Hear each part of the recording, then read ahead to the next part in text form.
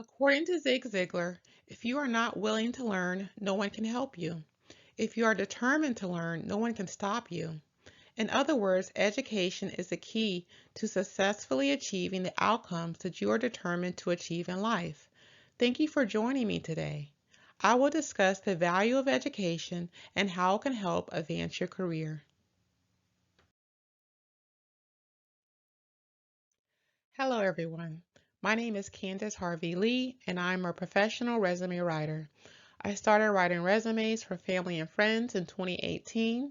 After having much success, I branched out into the larger community on Upwork and had even more success. In 2020, I started my own resume writing business through launching CHLRWS.com and through networking on LinkedIn. Since then, I've helped countless individuals land job interviews, job offers, and pay increases. I post success stories, recommendations, and thank yous on all my socials. Now I am working with multiple training academies, fellowships, and recruitment firms to help others attain career success by providing resume and career consulting services. So let's get started. Why your education matters.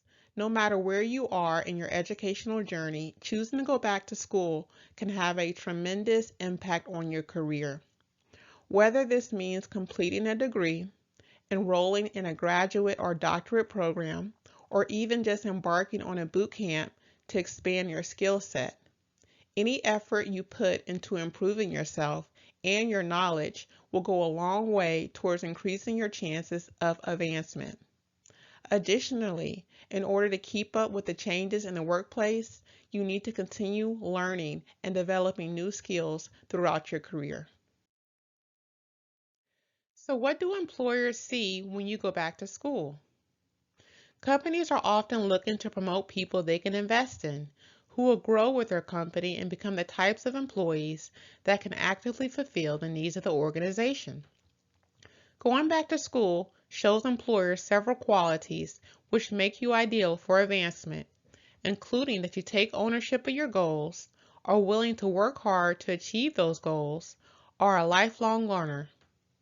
Once you show an employer that you are willing to do what it takes to move up in your organization, including expanding your skill sets to better align with the career you aspire to have, then they'll begin to look at you as a prime candidate for more responsibility. So, what education do you list on a resume? You would list your high school diploma or GED, only if this is the highest completed education you have. If you have a completed associate's degree or higher, then you do not need to list your high school diploma or GED because this is implied that you have the prerequisite education. You can list boot camps on your education section of your resume. If your boot camp program was significant, at least 6 months or long or more, it can go into your education section. However, do not list individual courses like LinkedIn Learning, Udemy, or Coursera on your resume. If you are currently enrolled in school to attain a degree, list this on your resume with an expected completion date. If you are taking a break from college, then you can list this on your resume with the last date of attendance and the number of completed credits towards that degree. And this does not need to be stated, but if you have a completed degree, then you can list this on your resume. And one last thing, it is always better to list a degree that aligns to the job profile. However, your degree may not always match the job profile. In these instances, list the degree anyways, because it is always better to list some form of education that doesn't align to the job profile than to list no degree or education at all. Remember that most employers like to hire persons with a good mix of education and experience. So, how to list education on a resume? You would list the name of the degree or diploma, the name of the school or institution, dates attended or your completion date. You will state your GPA if it's over 3.5 or higher, any relevant honors, academic recognitions, or extracurriculars. Remember to keep these sections short, 15 to 30 words. And lastly, recent graduates and students list their education first, while more experienced professionals list their education towards the end. A recent graduate will want to include more detail and place the education section in a prominent position up top on their resume because this is the bulk of their experience. Alternatively, a person who has been in the workforce for several years will move their education section below at the bottom of their resume and will keep this section short because their interviewers will be more interested in the work they've done at previous employers. So this is an example of how to list education on your resume for a recent graduate or a student. In this example, the highest completed degree is the high school diploma. So this is on the resume listed first with the school name and year. For the associate's degree, 20 credit hours or completed towards that degree. The dates of attendance are listed. For the bachelor's degree, the candidate continued his education to pursue his criminal justice degree as a Terry Scholar.